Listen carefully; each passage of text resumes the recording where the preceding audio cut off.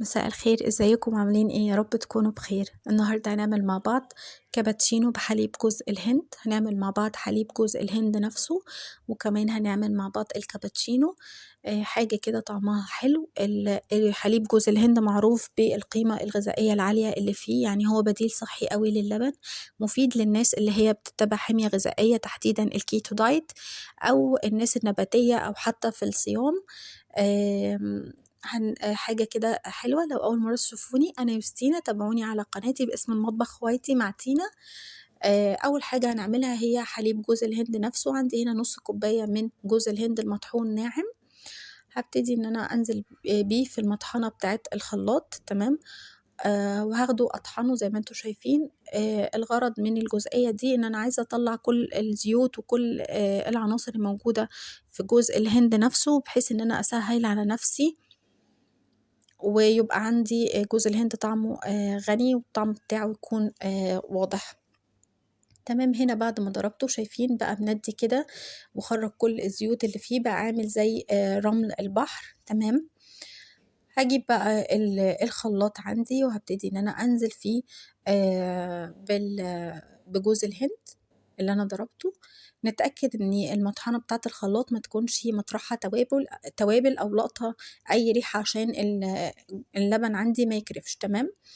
هجيب بقى كده نفس الكوباية اللي انا عيرت بيها حليب جوز الهند نفسه. هعاير بيها كوباية من المية المغلية، ولازم تكون مغلية عشان تطلع لي كل العناصر اللي موجودة في جوز الهند.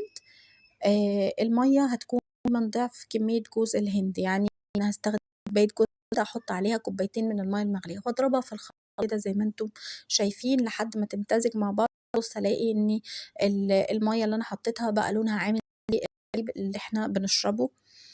تمام. انا حابه هنا ان انا اوريكم القوام بتاعه. هنزل بيه كده في حاجه واسعه اوريكم قوامه عامل ازاي. شايفين مش هعمل زي الميه، اتقل شويه. تمام. طبعا لو حابين ان انتوا تصفوه صفوه، انا بالنسبه لي مش حابه ان انا اصفيه. تقدروا ان انتوا تصفوه لو هتتضايقوا من البقاية بتاعت جوز الهند دي، وتقدروا ان انتوا تجففوها، يعني تسيبوها تنشف او في طاسة تجففوها كده شوية، وبعدين تستخدموها في تزيين الحلويات، لان هي مش هيكون فيها طعم. احنا خدنا كل الزيوت وكل الطعم اللي فيها. تمام. دلوقتي بقى هجيب كده كنكة او اي حاجة عندي، وانزل فيها بحليب جوز الهند، وابتدي ان انا اخليه يغلي على النار. وفي وعاء كبير او اي حاجة كبيرة عندي هنزل بيه، وبعدين بالهاند بلندر او بالمضرب هبتدي ان انا اضربه عشان يطلع لي ويعمل لي فوم زي الكابتشينو اللي احنا بنشربه. تمام. طبعا لو مش عندك تقدري ان انت تغليه بس وتستخدميه كده، هو هيعمل فوم صحيح مش كبير زي اللي بيتضرب بالمضرب، بس مفيش اي مشكلة، نتصرف يعني.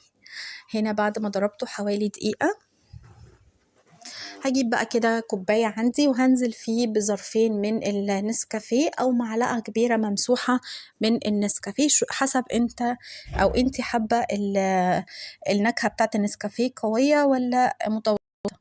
تمام. هنزل بقى كده بربع كوباية من المية المغلية. تمام. وهنزل عليها بمعلقة من السكر.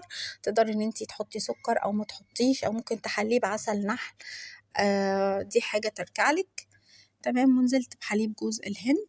هبتدي بقى ان انا ازين الوش بتاعه كده بنسكافيه، او ممكن كاكاو محلى، او ممكن قطع كده من الشوكليت شيبس. يعني مش هتبوظ الدايت ولا حاجة لو انتي عاملاه عشان الدايت. تمام. سهل ولذيذ. ممكن تعملوا حليب الجوز الهند دوت، يعني ليه استخدامات كتيرة قوي. ممكن تعملوا منه كمية وتحفظوه في برطمان أو في علبة تلاجة. في التلاجة بيقعد في الشتاء لمدة أسبوع، وممكن في الصيف بيقعد صلاحيته يعني أقل شوية، ممكن 3 أيام. تقدري ان انت تستخدميه في السي فود، ممكن تعملي بيه الحلويات، يعني تستخدميه كبديل للبن في الكيك، في البسبوسة، في اي حاجة انت حباها. حتى ممكن تشربيه كده عادي. هو زي ما قلتلك ان هو بديل صحي قوي للبن. تمام. لو شايفين ان المحتوى اللي انا بقدمه مفيد، يا ريت ان انتوا تدعموني بلايك وشير للفيديو واشتركوا في القناة. وده كان الفيديو بتاعنا النهاردة، واشوفكم على خير في فيديو جديد ووصفة جديدة.